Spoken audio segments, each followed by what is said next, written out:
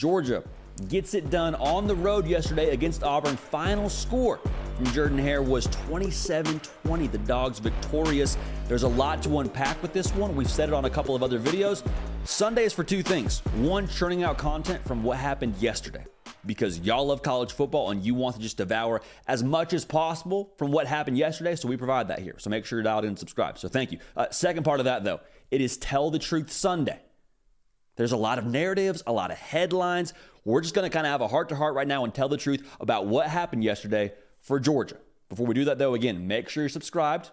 Georgia fans, had a lot of y'all dial in now, had a lot of y'all subscribe to be a part of the program. We appreciate you for that, man. If you have not yet joined the party, no time like the present. We'd love to have y'all, and we appreciate y'all in advance for doing that. Follow me on Twitter and on Instagram at JD Pickell to stay up with everything that we got going on here. Yesterday, early on for Georgia, looked a little un-Kirby-like, if you will. Looks like some stuff was going on out there that Kirby Smart was not condoning, probably was not coaching, but even so, happened. And it happened early, it happened sporadically, and it happened in the form of second level of your defense getting out leveraged in different quarterback option plays. And what I mean by that is the linebacker who's assigned for the quarterback run got himself blocked by not being further enough along the line of scrimmage during that play and having the tight end wrap around and block him and lead block for that quarterback, Peyton Thorne, who picked up some big chunk plays. Or it was the inverted veer option where you got the linebacker kind of playing in the middle and then you give it to Jarquez Hunter if you're Auburn and he gets around the edge and just kind of gets beat with speed, like out of position, right? It's not typical from what we've seen from Georgia football teams, Georgia defenses as a whole. There's that. There was also the pass interference penalty. There was the turnover. You got outcompeted for the football. Some things that you kind of were watching in the first half and you're like, man, I don't know if that's last year's Georgia. I don't think last year's Georgia has those kind of issues. What's going on with this year's Georgia? Because this year's Georgia is not last year's Georgia. And if you watch this show, you're 100% right. We feel that same way. This year's Georgia is not last year's Georgia, but that doesn't mean they're not still really freaking good. That doesn't still mean they won't win a national title. So we'll kind of talk about that. But again, going back to what you were kind of surprised to see yesterday, if you're a Georgia Bulldog fan, just kind of out physical, especially on that touchdown run, which made it 10-0. And you kind of got into a minute here where you're Georgia, where you're like, whoa, hey, what's going on? That's a first-year head coach over there with Hugh Freeze. That's a team that has a lot of transfer portal additions that have been there all of 15 minutes. What's up? We're the back-to-back national champs.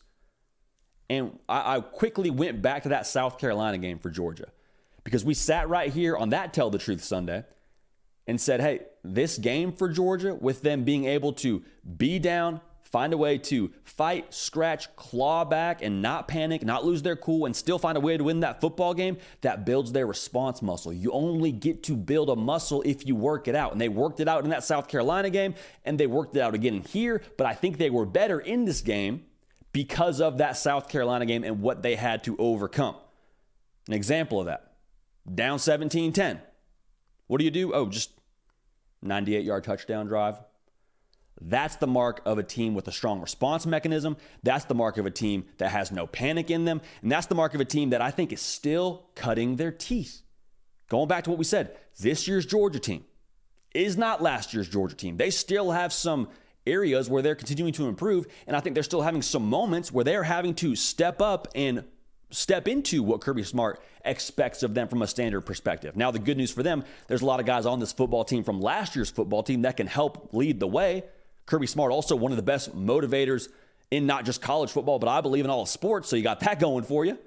Tremendous culture, which buoys everybody forward. But even so, like, this is a team that I think is still ramping up.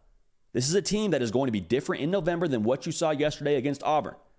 You saw a team respond, like I just said, 98-yard touchdown drive, and play to their standard. Even after things didn't go their way in the first half, even after they were out of sorts at times, even after the defense had some issues, they sort of steadied themselves, got their footing, and responded by throwing haymakers. And that's what we've come to expect from Georgia, and that's what we saw this team do, I think, for, I don't know if the first time is the right word, but the first time in this kind of spot. And a guy who I was really impressed with yesterday, Carson Beck.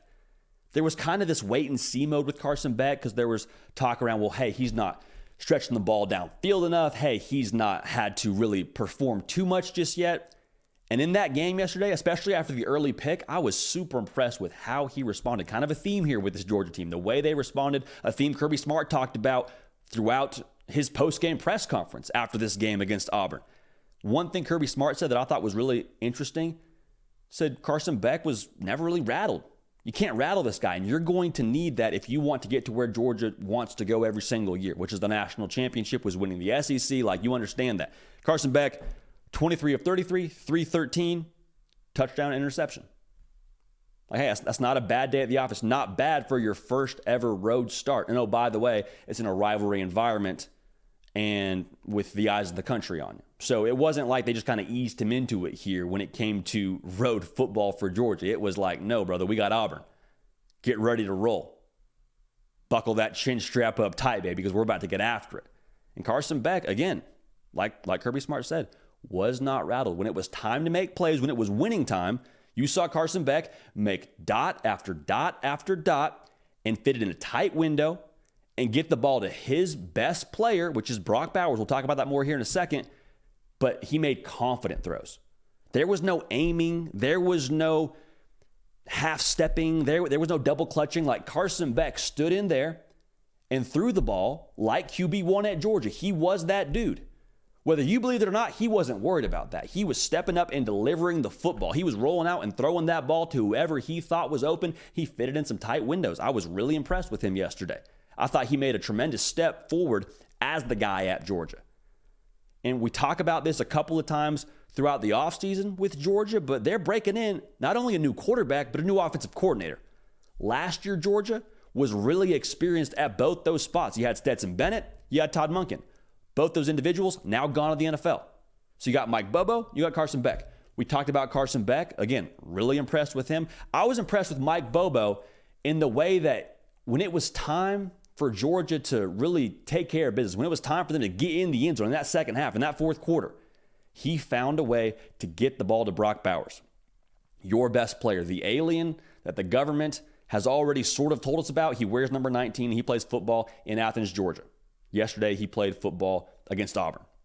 And the thing with great offensive coordinators, they don't let defenses take away their best playmaker. They ensure that schematically, they're going to find ways to get him the football. Like, you think it's easy getting number 19 open? Yes, he's a freak of nature, but I promise you, he had Auburn's undivided attention all throughout the week. So that tells me that Mike Bobo did a phenomenal job putting him in positions to succeed, to get open, to make plays to the tune of 8 catches, 157 yards, and that game-winning touchdown. Really impressed with Mike Bobo and Carson Beck and the way that they were able to work in harmony yesterday to make Brock Bowers a crucial part of that game plan when it came time to win. So, I'll say this again. We want to grade this year's Georgia team against last year's Georgia team. It's tempting. Let's not do it. Let's not do it. New quarterback, new OC. Yes, a lot of the production is back on defense. I understand that, but still missing some key pieces there from last year's team. Yeah, still the same head coach, but it's a different year. It's a different team that's having to undergo some of the challenges last year's team had to undergo earlier. Like, to find a way to win on the road against Auburn, like, let's not dismiss this win. Again, road game, conference game, rivalry game, all three of those things kind of dial back the logic that we should have taken into this game. We thought Georgia would cover, we thought Georgia would win. We weren't sure about the whole cover situation. They ended up not covering that 14.5. But the reality is with Georgia, again, it's just a notch in the belt for them. It's a rung on the ladder. They are climbing. They are ramping up. And I will say it again, I do not think Georgia is a finished product. I think Carson Beck will have worlds more confidence from having played the way he did on the road yesterday. I think Mike Bobo will have more confidence with how he's able to call this offense. Not that he needs confidence. I mean, he feels confident in the sense that he has a better gauge for what his quarterback is, for what his offense is. Like, this whole thing is still sort of taking shape. Again, Georgia, nowhere near a finished product. When it comes time to play football games in November, I don't think teams will be lining up to play the Dogs. But again, Georgia gets a scrappy, resilient win in Jordan-Hare. Final score, Georgia 27, Auburn 20. Make sure you're subscribed. Follow me on Twitter and on Instagram at Jody Pickell. Again, live 3 times a week on this very channel, hour-long episodes for you of the Hard Count, okay? 11 a.m. Eastern, Tuesday, Wednesday, Thursday. Hey, we love y'all. We appreciate y'all. We're going to keep this party rolling. We will see y'all next time. Hey y'all, thanks so much for watching. Subscribe to the channel here to make sure you don't miss an episode of the Hard Count. Also be sure to check out other videos on the On3 YouTube channel.